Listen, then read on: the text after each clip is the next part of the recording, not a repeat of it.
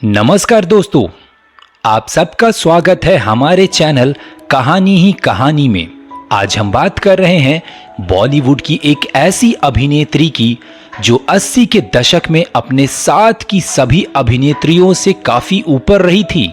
जहां एक तरफ लोग उनकी एक्टिंग की तारीफ करते थे तो दूसरी तरफ उनकी पर्सनल लाइफ को देखकर हैरान भी होते थे। जी हां, हम बात कर रहे हैं बॉलीवुड की बेहद ही खूबसूरत और बोल्ड कहे जाने वाली अभिनेत्री रेखा की। दोस्तों, कहानी में आगे बढ़ने से पहले आप सबसे एक छोटी सी रिक्वेस्ट है। अगर आपने हमारे चैनल को अभी तक सब्सक्राइब नहीं किया है तो प्लीज हमारे चैनल को सब्सक्राइब कर लें ताकि हमें मोटिवेशन मिलता रहे और हम आगे भी आपके लिए ऐसी ही कहानी लेकर आते रहें। दोस्तों, रेखा का जन्म 10 अक्टूबर 1954 को मद्रास में हुआ था। इनका पूरा नाम भानु रेखा गणेशन है। इनके पिता तमिल एक्टर जेमिनी गणेशन थे और इनकी मां तेलुगु एक्ट्रेस पुष्प पल्लवी थी। रेखा के जन्म के समय इनके माता पिता ने शादी नहीं की थी और इनके पिता पहले से ही शादीशुदा थे और उनके बच्चे भी थे, इसलिए रेखा के जन्म के समय भी काफी विवाद हुआ था। इनकी एक सगी बहन और 5 सौतेले भाई और एक सौतेला भाई भी था। रेखा को कभी भी अपने पिता का प्यार नहीं मिला था। जब ये छोटी थी तो इनके पिता इनके तरफ देखते तक भी नहीं थे। रेखा की मां ने ही इनको चेन्नई के famous school church park convent school में इनकी शुरुआती पढ़ाई करवाई थी। रेखा पढ़ाई पूरी नहीं कर पाई थी। इनके माता पिता दोनों ही एक्टिंग से जुड़े थे, लेकिन फिर भी रेखा को कभी भी एक्टिंग में इंटरेस्ट नहीं रहा था।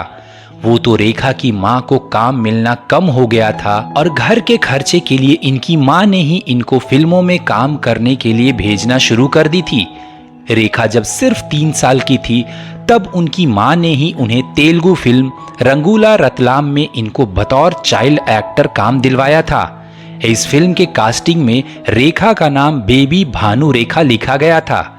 उसके बाद साल 1969 में रेखा की अगली कन्नड़ फिल्म आई थी जिसका नाम ऑपरेशन जैकपॉट था। इस फिल्म में रेखा मेन हीरोइन थी। ये फिल्म सुपर हिट रही थी। उसके बाद रेखा को पहली हिंदी फिल्म मिली थी। उस फिल्म का नाम था दो शिकारी।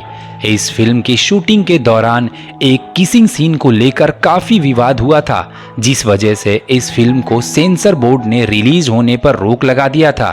उसके बाद साल 1970 में रेखा को फिल्म सावन भादो में कास्ट किया गया था। इस फिल्म में रेखा के अपोजिट हीरो थे नवीन निश्चल।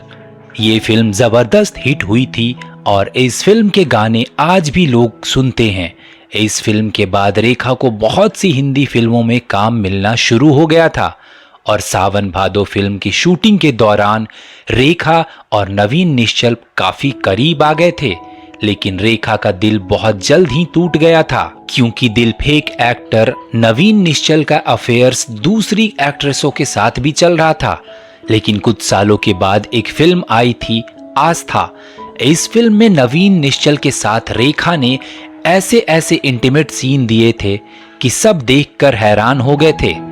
उसके बाद रेखा की जिंदगी में आए एक्टर जितेंद्र। इन दोनों ने बहुत सी फिल्मों में साथ काम किया था। बॉलीवुड में रेखा और जितेंद्र के रिश्ते की बात हर जगह चलने लग गई थी, पर जितेंद्र पहले से ही अपनी गर्लफ्रेंड शोभा के साथ रिश्ते में थे। पर शोभा अपनी जॉब के लिए ज्यादातर विदेश में ही रहती थी, इसलिए जितेंद्र इंडिया में रेखा के साथ समय गुजारा करते थे। रेखा की biography Rekha the untold story में इस बात का जिक्र किया गया है कि फिल्म अनोखी अदा की शूटिंग के दौरान जितेंद्र ने कुछ आर्टिस्ट के सामने अपनी तारीफ में ये बोला था कि रेखा तो मेरी बेस्ट टाइम पास है, और वहां मौजूद सारे लोग इस बात को सुनकर खूब हंस रहे थे। ये रेखा ने भी इस बात को सुन लिया था और उस वक्त रेखा को बहुत जोर का धक्का लगा था। कहा जाता है कि उसके बाद रेखा अपने मेकअप रूम में चली गई थी और वहां घंटों तक रोती रही और उसके बाद फिर वो घर चली गई और उसके बाद जितेंद्र से काफी दूरी बना ली थी। उसके बाद रेखा की जिंदगी में आए एक्टर किरण कुमार, जो कि मशहूर एक्टर जीवन के बेटे थे। लेकिन उनके साथ भी रेखा ज्यादा दिन तक रिश्ते में रह नहीं पाई थी। स्टार डस्ट के एक इंटरव्यू में रेखा ने किरण कुमार को ममाज बॉय बोला था। उनका कहना था कि किरण हमेशा अपनी माँ के साथ ही रहना चाहते हैं, किसी और दूसरे रिश्ते को वो टाइम ही नहीं देना चाहते थे, इसलिए ये दोनों जल्द ही अलग हो गए थे। रेखा का फिल्मी करियर अच्छा चल रहा था, लेकिन वो अपने पर्सनल लाइफ में आगे बढ़ना चाह रही थी, इसलिए वो शादी करना चाहती थी। इसलिए कुछ फिल्मों में विनोद मेहरा के साथ काम करने के दौरान वो विनोद मेहरा को चाहने लग गई थी और कुछ समय के बाद ये दोनों ने शादी भी कर ली थी। लेकिन विनोद मेहरा की मां कमला मेहरा की वजह से ये शादी ज्यादा दिन तक चल नहीं पाई और दोनों अलग हो गए थे।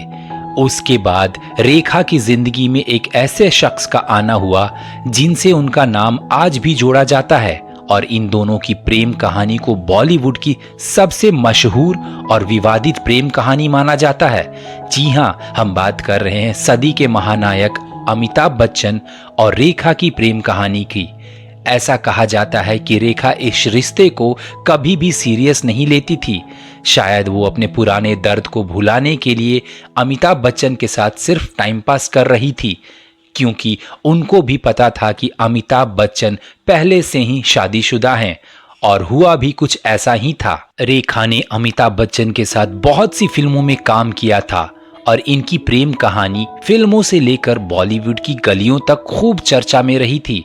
और जब इस बात का एहसास जया बच्चन को हुआ तो उन्होंने फिल्म सिलसिला की शूटिंग के दौरान ही बहुत हंगामा किया था और उसके बाद अमिताभ बच्चन ने भी अपने परिवार के लिए रेखा से अलग होने का फैसला किया। रेखा अपने करियर में टॉप पर चल रही थी और वो अब बिल्कुल थक चुकी थी और घर बसाना चाहती थी। ऐसे में उनकी मुलाकात मुकेश अग्रवाल से एक पार्टी में हुई थी। मुकेश अग्रवाल दिल्ली के एक बहुत बड़े बिजनेसमैन थे और रेखा के काफी बड़े फैन भी थे। उन्होंने रेखा को शादी के लिए प्रपोज किया और रेखा ने भी शादी के लिए हाँ कर दिया था। शादी के बाद रेखा दिल्ली ही रहने लग गई थी, लेकिन शादी के कुछ समय बाद ही रेखा को ये पता चला कि उनके पति मुकेश अग्रवाल डिप्रेशन में रहते हैं और पहले से ही उनकी दिमागी हालत सही नहीं है और इस चीज का इलाज भी चल रहा है। इसलिए दोनों के बीच काफी लड़ाइयां होने लगी थी। रेखा इसलिए दिल्ली से वापस मुंबई आ गई थी। उसके बाद उनके पति रेखा से मिलने के लिए बहुत कोशिश करते थे, लेकिन रेखा उनसे दूरी बनाने लगी थी। फिर 2 अक्टूबर 1990 को रेखा के पति मुकेश अग्रवाल अपने घर में रेखा के दुपट्टे से पंखे में लटककर खुद को खत्म कर लिया था। उसके बाद रेखा पर काफी इल्जाम लगे और रेखा फिर से अकेली हो गई।